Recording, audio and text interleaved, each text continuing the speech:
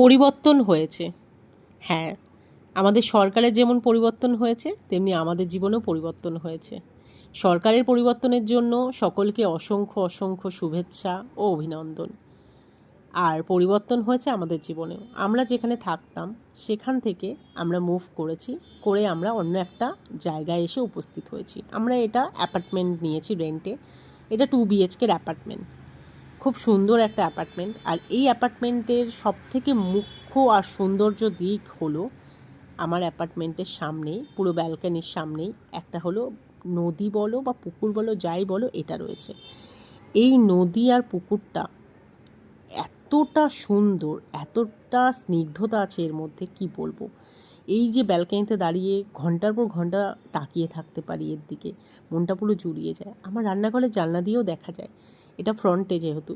খুব ভালো লাগে। এই অ্যাপার্টমেন্টটা রেন্টে নেওয়ার এই একটা মুখ্যতম কারণ হলো এই সামনের এই পুকুর বলো বা নদী বলো যাই বলো সেটা খুব ভালো লাগে, জানো তো। এতটা শান্ত, এতটা স্নিগ্ধতা আছে এর মধ্যে, মনটা পুরো জুড়িয়ে যায়। যখন আকাশে মেঘ করে আসে, বৃষ্টি পড়ে, তখনও এত দারুণ লাগে না। যখন নদীর মধ্যে এই বৃষ্টির ফোঁটাগুলো পড়তে থাকে, এত দারুণ লাগে যে কি বলবো। খুব ভালো লাগে। এই জায়গাটার মধ্যে একটা যেন পজিটিভিটি আছে। আমার তো সময় পেলেই আমি এখানে এসে দাঁড়িয়ে থাকি। তো যাই হোক, বাড়ি মোটামুটি সেটেল হয়ে গিয়েছে, সব কিছুই গোছগাছ করে নিয়েছি। এবার তো নর্মাল লাইফে ফেরার পালা। ছেলের স্কুলও শুরু হয়ে গিয়েছে। তো সকালবেলা উঠেছি, সব কাজ সারা হয়ে গেছে। ওর টিফিনটাই বানাচ্ছিলাম। আজকে ওকে টিফিনে দিচ্ছি কাবলি ছোলা, আগের দিনই ভিজিয়ে রেখেছিলাম। তো সিম্পল ওয়েতেই এটা আমি রান্না করেছি, জাস্ট কয়েকটা গুঁড়ো মশলা দিয়ে আর আদা রসুন পেস্ট দিয়ে। আমার ছেলে এই আমার হাতের চানা মশলাটা খেতে খুব ভালোবাসে। শুধু আমার ছেলেই না, আমার ছেলের স্কুলের বন্ধুবান্ধবরাও খুব ভালোবাসে। এই জন্য যখন আমি করি একটু বেশি করেই দেওয়ার চেষ্টা করি, যাতে সবার বেশ সুন্দর করে পেট ভরে সবাই খেতে পারে। তো আজকে এই কাবলি ছোলার সঙ্গে আমার ছেলে বলেই দিয়েছিল মা পরোটা করে দেবে কিন্তু। তো যথারীতি পরোটাই বানিয়ে দিয়েছি।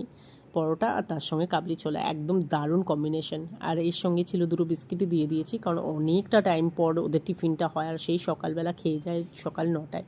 তো আমি বলেছি মাঝে যখন খিদে পাবে এই বিস্কিটটা খাবে। আর এই বিস্কিটটা আজকে দেওয়ার আরেকটা কারণ হলো, যেহেতু মিষ্টি নেই, আর মিষ্টি আমি কিছু না কিছু ছেলেকে দেওয়ার চেষ্টা করি, তার জন্যই বিস্কিটটা দিয়েছি। তো যাই হোক, ছেলের টিফিন সব গোছানো হয়ে গিয়েছে। ওকে খাইয়ে দাইয়ে স্কুলের ড্রেস পরিয়ে স্কুলের বাসে চাপিয়ে দিয়ে আমি আমার যেটুকুনি কাজ ছিল ওগুলো সেরে ফেলেছিলাম। দেন তারপর আমি একটু বাজারে গিয়েছিলাম। আর আমার যেহেতু ফুল খুব পছন্দের, তাই আমি এই জায়গাগুলোতে না ফুল দিয়ে সাজিয়ে রাখতে খুব ভালোবাসি। তো এই দেখো কত সুন্দর লাগছে। এরপরে এই যে ছেলে গেল, এক কারি বাসন পড়েছিল, তো এই বাসনগুলো সব পরিষ্কার করছিলাম।